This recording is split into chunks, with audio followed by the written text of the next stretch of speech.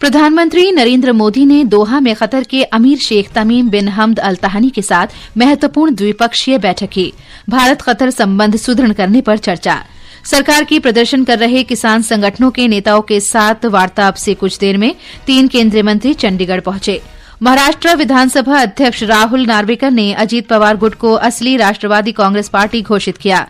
और राजकोट में इंग्लैंड के खिलाफ तीसरे क्रिकेट टेस्ट मैच के पहले दिन भारतीय कप्तान रोहित शर्मा और रविंद्र जडेजा के शतकों से भारत 5 विकेट पर 326 रन के साथ मजबूत स्थिति में। पुरुष हॉकी प्रो लीग में भुवनेश्वर में भारत और ऑस्ट्रेलिया के बीच मैच जारी। समाचार संध्या के साथ मैं फरहत नाज। प्रधानमंत्री नरेंद्र मोदी ने आज दोहा में कतर के अमीर शेख तमीम बिन हमद अल तहानी के साथ महत्वपूर्ण द्विपक्षीय बैठक की। बैठक में दोनों देशों की अर्थव्यवस्थाओं को बढ़ावा देने तथा आर्थिक क्षेत्रों में मजबूती पर चर्चा की गई। ये भारत कतर संबंधों को मजबूत करने की दिशा में एक महत्वपूर्ण कदम है। The visit lay a foundation for the two countries driven by the strong leaderships of His Highness the Amir and the Prime Minister of India can achieve in months and years ahead in a manner that not only expands the areas of bilateral cooperation but also increases convergences on regional issues. प्रधानमंत्री ने कल Qatar के प्रधानमंत्री शेख मोहम्मद बिन अब्दुल रहमान अस्सानी से मुलाकात कर दोनों देशों के संबंध मजबूत करने पर चर्चा की थी। श्री मोदी ने एक सोशल मीडिया पोस्ट में कहा कि उन्होंने भारत कतर मित्रता को बढ़ावा देने के तरीकों पर मुख्य रूप से चर्चा की। विदेश मंत्रालय के प्रवक्ता रणधीर जायसवाल ने कहा कि दोनों नेताओं ने अन्य विषयों के अलावा व्यापार और निवेश, ऊर्जा तथा वित्त जैसे क्षेत्रों में द्विपक्षीय सहयोग बढ़ाने पर बातचीत की। केंद्र सरकार और आंदोलनकारी किसान संगठनों के नेताओं के बीच अब से थोड़ी देर में चंडीगढ़ में बैठक होगी। बैठक में कोई समाधान निकालने की उम्मीद है। किसानों के साथ बातचीत करने के लिए 3 केंद्रीय मंत्री चंडीगढ़ पहुंच चुके हैं। इस बीच किसानों के विरोध प्रदर्शन के कारण होने वाली यातायात समस्या को देखते हुए दिल्ली यातायात पुलिस ने परामर्श जारी किया है। इसके अनुसार राष्ट्रीय राजमार्ग संख्या 44 पर सिंघू बॉर्डर यातायात के लिए प्रतिबंधित है। केंद्र सरकार ने किसानों के विरोध प्रदर्शन को लेकर 2 जनहित याचिकाओं की सुनवाई के दौरान पंजाब और हरियाणा उच्च न्यायालय के समक्ष अपना पक्ष रखा। अतिरिक्त सॉलिसिटर जनरल सत्यपाल जैन ने न्यायालय को सरकार द्वारा उठाए जा रहे कदमों से अवगत कराया। उन्होंने अदालत को बताया कि सरकार बातचीत के लिए तैयार है और चर्चा कर मुद्दे का समाधान करना है। इन जनहित याचिकाओं पर अगली सुनवाई सोमवार को होगी। ये समाचार आकाशवाणी से प्रसारित किए जा रहे हैं। ताजा समाचार। पता है, न्याय विभाग भारत सरकार ने गरीब और जरूरतमंदों को न्याय दिलाने की प्रक्रिया को किया और भी आसान। हाँ बिल्कुल, टेलीलॉ और न्याय बंधु सेवाओं का हो गया है एकीकरण। अब चाहे टेलीलॉ के माध्यम से मुफ्त कानूनी सलाह लेनी हो या न्याय बंधु में पंजीकृत वकीलों से कोर्ट में निःशुल्क कानूनी सहायता के लिए जुड़ना हो, अब दोनों एक ही ऐप पर उपलब्ध। डाउनलोड करें आज ही Tele Law for citizens mobile app अथवा लॉग इन करें www.tele-law.in या अपने नजदीकी CSC सेंटर से संपर्क करें। न्याय विभाग भारत सरकार द्वारा जनहित में जारी। ये आकाशवाणी है। महाराष्ट्र में विधानसभा अध्यक्ष राहुल नार्वेकर ने फैसला सुनाया कि उप मुख्यमंत्री अजीत पवार गुट ही असली राष्ट्रवादी कांग्रेस पार्टी एनसीपी है। जुलाई 2023 में एनसीपी के 2 गुट सामने आए थे। उन्होंने कहा कि यह निर्णय विधानसभा में बहुमत के आधार पर लिया गया।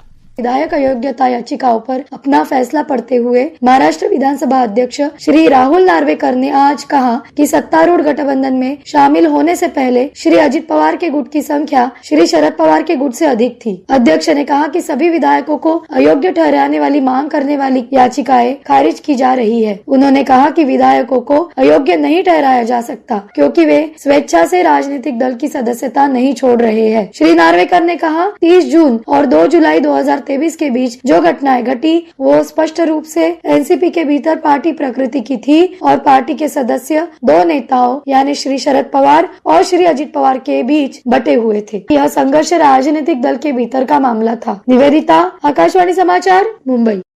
निर्वाचन आयोग द्वारा अजीत पवार गुट को वास्तविक एनसीपी के रूप में मान्यता देने और दीवार घड़ी चुनाव चिन्ह आवंटित करने के बाद श्री शरद पवार ने अपने गुट का नाम राष्ट्रवादी कांग्रेस पार्टी शरद चंद्र पवार रखा। भारतीय जनता पार्टी ने कहा है कि वह चुनावी बॉन्ड योजना पर सर्वोच्च न्यायालय के निर्णय का सम्मान करती है। पार्टी ने यह भी कहा कि चुनावी वित्त पोषण में पारदर्शिता लाने और चुनावों के दौरान नकदी के प्रवाह को कम करने के उद्देश्य से सरकार ये योजना लाई है। सर्वोच्च न्यायालय के निर्णय पर पार्टी के वरिष्ठ नेता रविशंकर प्रसाद ने नई दिल्ली में कहा कि दान देने वाले भी गोपनीयता चाहते हैं। चुनाव में सुधार के लिए ये हमारी मोदी जी की सरकार का एक प्रयास नहीं था। बड़ी संख्या में जो ईवीएम्स लाए गए उससे बूथ कैप्चरिंग बंद हुई है ना, ये भी उसी प्रामाणिक प्रयास में चुनाव को पारदर्शी बनाने का प्रयास है। अब माननीय सुप्रीम कोर्ट ने एक फैसला किया है, हम उनका सम्मान करते हैं। इस फैसले पर क्या बोलना है, निर्णय को पढ़ने के बाद हम बताएंगे। इस बीच कांग्रेस ने सर्वोच्च न्यायालय के फैसले का स्वागत किया है। पार्टी महासचिव जयराम रमेश ने कहा है कि सर्वोच्च न्यायालय ने बहुप्रचारित चुनावी बॉन्ड योजना को संसद द्वारा पारित कानूनों के साथ ही भारत के संविधान का उल्लंघन माना है। केंद्रीय सूचना प्रसारण, मत्स्य, पशुपालन और डेयरी राज्य मंत्री डॉ एल मुरुगन ने मध्य प्रदेश के भोपाल में राज्यसभा के लिए नामांकन भरा। उन्होंने कहा कि तमिलनाडु और मध्य प्रदेश के बीच पूर्व प्रधानमंत्री अटल बिहारी वाजपेयी के समय से अच्छे संबंध रहे हैं। रेल मंत्री अश्विनी वैष्णव ने उड़ीसा से तीसरी राज्यसभा सीट के लिए भाजपा उम्मीदवार के रूप में अपना नामांकन दाखिल किया है। उड़ीसा में सत्तारूढ़ बीजू जनता दल बीजेडी ने पहले ही राज्यसभा चुनावों में श्री वैष्णव की उम्मीदवारी के लिए समर्थन की घोषणा कर दी है। उत्तराखंड में भारतीय जनता पार्टी प्रदेश अध्यक्ष महेंद्र भट्ट ने राज्य से राज्यसभा चुनाव के लिए देहरादून में नामांकन दाखिल किया। चुनाव 27 फरवरी को होने हैं। गुजरात में राज्यसभा चुनाव के लिए भारतीय जनता पार्टी के सभी 4 उम्मीदवारों ने आज गांधीनगर में नामांकन दाखिल किया। हमारे संवाददाता ने बताया है कि आज नामांकन दाखिल करने का अंतिम दिन था और विपक्षी दल के किसी भी उम्मीदवार ने अपना नामांकन दाखिल नहीं किया है। इसीलिए भाजपा के सभी 4 उम्मीदवार निर्विरोध घोषित किए जाएंगे। राज्यसभा के लिए चुनाव 27 फरवरी को होगा। राजस्थान में आज भारतीय जनता पार्टी के उम्मीदवारों मदन राठौर और चुन्नीलाल गरसिया ने अपने नामांकन पत्र दायर किए। राज्यसभा के लिए राजस्थान की 3 सीटों पर चुनाव होना है। कांग्रेस पार्टी ने 1 सीट पर वरिष्ठ नेता सोनिया गांधी को उम्मीदवार बनाया है। वहीं नामांकन पत्रों की जांच कल की जाएगी और उम्मीदवार इस महीने की 20 तारीख तक नाम वापस ले सकते हैं। ये समाचार हमारी वेबसाइट newsonair.gov.in और हमारे mobile app news on AIR पर भी उपलब्ध हैं। समाचार संध्या में आपका फिर स्वागत है। प्रधानमंत्री नरेंद्र मोदी कल वीडियो कॉन्फ्रेंस के माध्यम से विकसित भारत विकसित राजस्थान कार्यक्रम को संबोधित करेंगे। कार्यक्रम के दौरान प्रधानमंत्री 17,000 करोड़ रुपए से अधिक की कई विकास परियोजनाओं का लोकार्पण और शिलान्यास करेंगे। प्रधानमंत्री राजस्थान में 5,000 करोड़ रुपए से अधिक की विभिन्न राष्ट्रीय राजमार्ग परियोजनाओं का भी उद्घाटन करेंगे। श्री मोदी 8 लेन के Delhi Mumbai green field expressway के 3 खंड का उद्घाटन करेंगे। इस खंड से क्षेत्र में तेज और बेहतर संपर्कता उपलब्ध होगी। प्रधानमंत्री कल वर्चुअल माध्यम से 1,756 करोड़ रुपए से अधिक की राशि से बनने वाले 300 मेगावाट के बरसिंगसर सौर ऊर्जा संयंत्र की भी आधारशिला रखेंगे। Neyveli lignite corporation India limited Rajasthan के बीकानेर जिले के बरसिंगसर में ये परियोजना स्थापित कर रही है। Neyveli lignite corporation India limited कोयला मंत्रालय के अंतर्गत अग्रणी नवरत्न केंद्रीय सार्वजनिक क्षेत्र का एक उद्यम है। इस बीच प्रधानमंत्री कल हरियाणा के रेवाड़ी जाएंगे। अपनी यात्रा के दौरान वे 9,750 करोड़ रुपए से अधिक की विभिन्न विकास परियोजनाओं का उद्घाटन और शिलान्यास करेंगे। ये परियोजनाएं शहरी परिवहन, स्वास्थ्य, रेल और पर्यटन क्षेत्रों से संबंधित है। विकसित भारत संकल्प यात्रा इस समय महाराष्ट्र के ग्रामीण और शहरी क्षेत्रों में चल रही है। लोग इस यात्रा में उत्साहपूर्वक शामिल हो रहे हैं। संकल्प यात्रा के दौरान वंचित रह गए पात्र लाभार्थियों को सरकार की कल्याणकारी योजनाओं के लिए पंजीकृत भी किया जा रहा है। ब्यौरा हमारे संवाददाता से।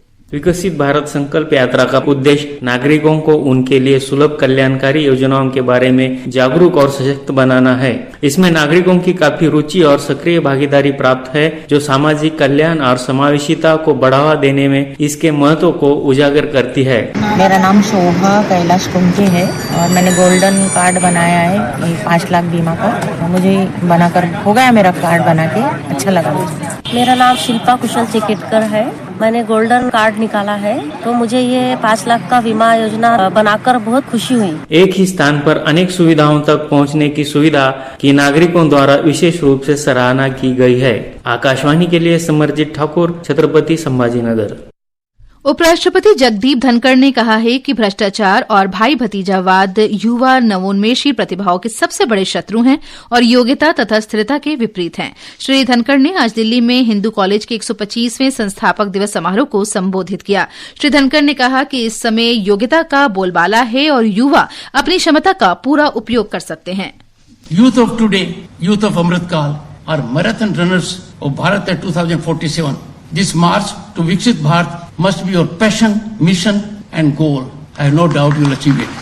भारतीय जनता पार्टी ने केंद्रीय मंत्रियों और सांसदों की 6 सदस्यीय समिति गठित की है, जो कल पश्चिम बंगाल के संदेश खाली का दौरा करेगी और वहां महिलाओं के खिलाफ हिंसा की कथित घटनाओं के बारे में जानकारी एकत्रित करेगी।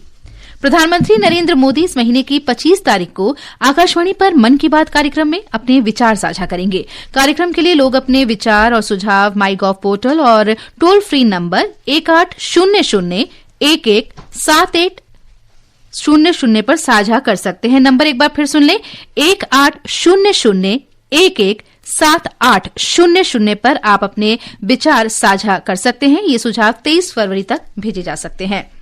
भारत और इंग्लैंड के बीच तीसरे टेस्ट मैच में भारत ने पहले दिन का खेल समाप्त होने तक 5 विकेट पर 326 रन बना लिए हैं। कप्तान रोहित शर्मा 131 रन बनाकर आउट हुए और रविंद्र जडेजा 110 रन बनाकर क्रीज पर हैं। अपना पहला टेस्ट मैच खेल रहे सरफराज ने भी 62 रन का महत्वपूर्ण योगदान दिया। इससे पहले भारत ने टॉस जीतकर बल्लेबाजी करने का फैसला किया। भारत की ओर से बल्लेबाज सरफराज खान और विकेटकीपर ध्रुव जुरेल अंतर्राष्ट्रीय टेस्ट मैच में पहली बार खेल रहे हैं। दोनों टीमें एक-एक मैच जीतकर श्रृंखला में बराबरी पर हैं।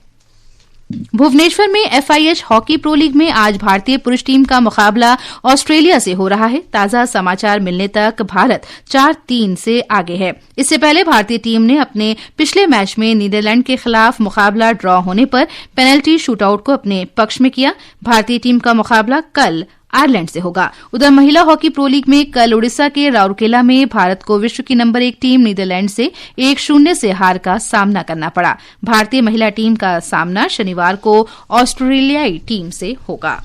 और अंत में मुख्य समाचार एक बार फिर। प्रधानमंत्री नरेंद्र मोदी ने दोहा में कतर के अमीर शेख तमीम बिन हमद अल तानी के साथ महत्वपूर्ण द्विपक्षीय बैठक की।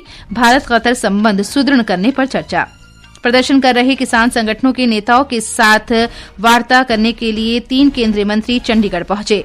महाराष्ट्र विधानसभा अध्यक्ष राहुल नार्वेकर ने अजीत पवार गुट को असली राष्ट्रवादी कांग्रेस पार्टी घोषित किया। राजकोट में इंग्लैंड के खिलाफ तीसरे क्रिकेट टेस्ट मैच के पहले दिन भारतीय कप्तान रोहित शर्मा और रविंद्र जडेजा के शतकों से भारत 5 विकेट पर 326 रन के साथ मजबूत स्थिति में।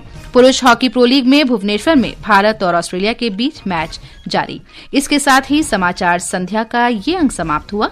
नमस्कार।